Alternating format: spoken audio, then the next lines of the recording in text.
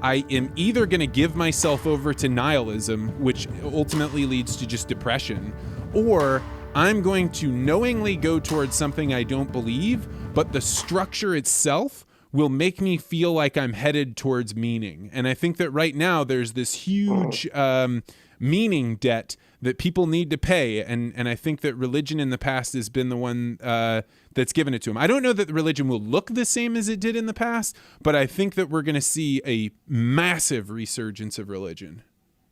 Wow, so that's interesting, because at first, when you first started talking, I was like, no, I don't agree with you. Like, I don't think that religion is gonna come back, because I don't know, I'm seeing it, at least in my demographic, like people just don't, Christianity is all these religions are kind of going down a little bit. But then once you said that point of like people need meaning of why, and when you think, I'm kind of under the impression this might offend some people, but religion was created to kind of tell people why is it raining? Well, because God, like, why is the sun not shining today? Because of that. And kind of it's almost like a guidebook for human life. So when you said that, I was like, wow, okay, I could totally see where you're coming from with people needing to what's going on and searching for meaning, but not searching for meaning about why it's raining, because we know that, but totally different meanings, So yeah, with that basis, actually, I kind of see where you're coming from.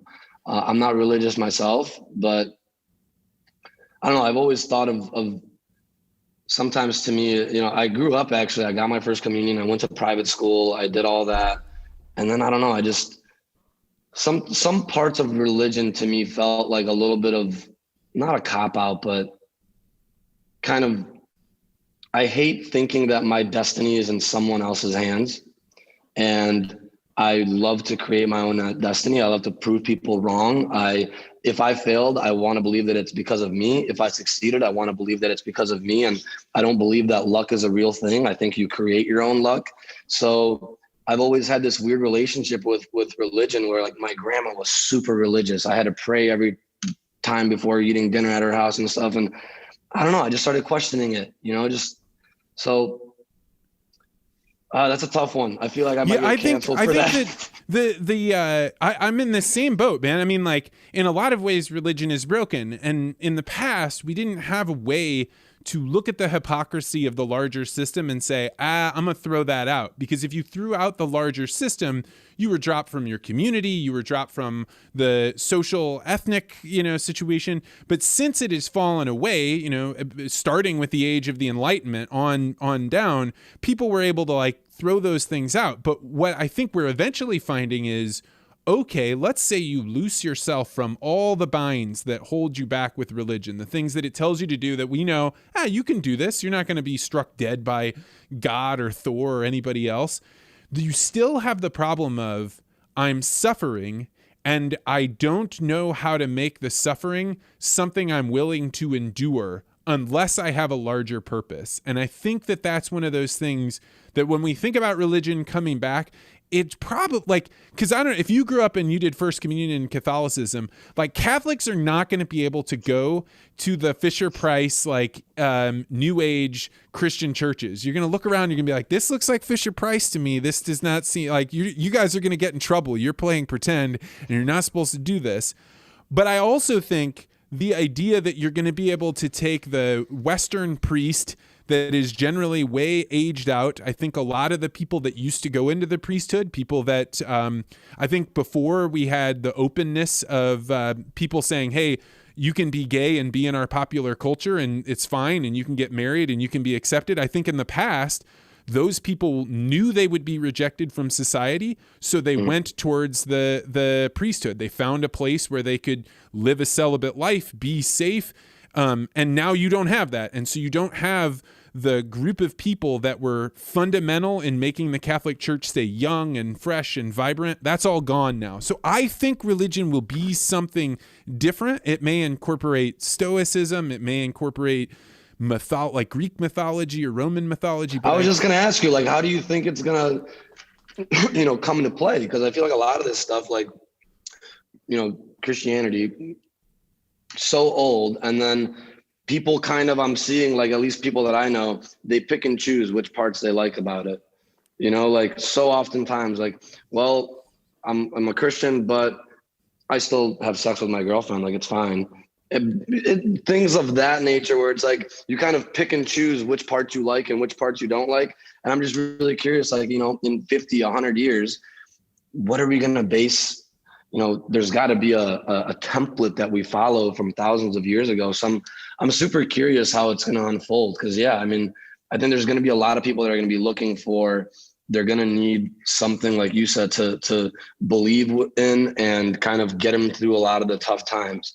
And you're right though. Maybe it ends up being something that you and I can't even put our finger on it right now. Like, maybe it's some club or something like that talks about, who knows? Yeah, I think, you said it when you were talking about, your grandmother was religious and you had to pray. So you actually got pulled into that culture. Bible stories, right? What maybe 20 generations from now will view the same way that we view Greek mythology. You have those stories. The question becomes, will you, if you have children, find value in teaching them Bible stories, despite the fact that you don't think there's divinity in those stories? Because it's not ordained by God necessarily, but those mythological stories all have a lesson in them, or probably multiple lessons in them. So I think that it probably will have to be somewhere along the lines of, which stories are we going to tell? Because everybody's religious. You just maybe don't admit it. If you're not worshiping God, you're worshiping money or fame or something. And I think that what stories you tell is going to be the mythology you pass on, and whichever one is mimetically able to be replicated the fastest and gives people the greatest advantage will be the religion that will win. That's a really interesting thought. I've always you're totally right on that, where in my eyes, religion has been, it's not like I'm not like a hater of religion, but I think that it's been a great guidebook for people. It really is so full of lessons. Like, the Bible is full of amazing lessons. Like, those lessons should stay forever. Don't cheat, don't lie, don't kill people, like things like that totally makes sense. And I think that, my theory is that back in the days when religion was created, you needed some type of a way to govern people. And if you can't, if I don't have cops everywhere, what's the one way that I can govern you, even though when you're not even being watched, is if you think that another person's watching you from above. So I think that the lessons in there are amazing. So I could totally see something happening in, 50 years or something, where we're still taking those same lessons, because those lessons, I think, I've never met personally a bad, like, mean, hateful Christian or like religious person. Like, me personally, I haven't met that. They've always been awesome, super kind people that you can hang out with, and they're super nice and friendly, and et cetera, et cetera. So I think we can still, raise people like that and kind of develop those qualities in people without having to kind of, what you were saying, where we don't have to have this mythical energy, possibly mythical energy kind of surrounding it. It could be, like the human handbook, and everyone should just follow this type of thing. It's going to be an interesting thing. I know that the story that rocked my world was, the one that we all know the most clearly, the Adam and Eve story, right? And I was listening to this kind of internet philosopher, Yosha Bach, talk about it, and he said, imagine that the Garden of Eden is actually describing something that we still have today. It's childhood. And a parent decides that they don't want their child to be scandalized by the things that they should be afraid of, the things that could get them, all the bad things. You keep them in this space, and you're teaching them to name the animals so that way they know their place in the world. And that when God cast Adam and Eve out of the Garden of Eden, what you're really doing is you've lost your childhood, you've lost your innocence, and now you have to face the rough world. And I heard that and I was like, what the fuck? Yeah, right. Yeah, I'm sitting here like, hold on. How could I have heard that story millions of times and never took that meaning away from it? But as soon as you say it, I realize that is exactly what I'm trying to create for my daughter. So there's something about those stories that will live on beyond us. And so that's my Peter Thiel paradox. I believe religion is coming back in a big, big way. That's a big one, man. I think that's a really great argument for it. because I got to admit, when you first said it, I was on the opposing factor. And now I'm like, all right, I can see it. Because I think I was looking at it with a different lens of like looking at it like how religion is today.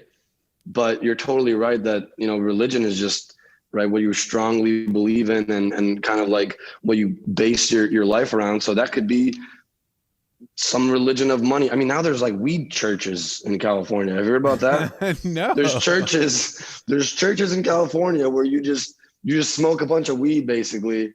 And you're like, your religion is tied in with the plant and hemp and yeah, dude. I mean, your priest is like just a fucking dude just smoking a joint, and that exists out here. So I mean, it is interesting how with religion, right?